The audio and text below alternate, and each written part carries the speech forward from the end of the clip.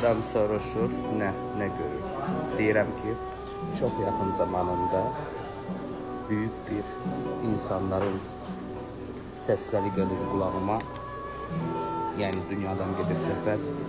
İnsan tələfat olacaq, öləcək bir hadisələr hiss edirəm. Bu ildə, bu yaxın zamanlarda hiss edirəm bunu. 2025-ci ildə.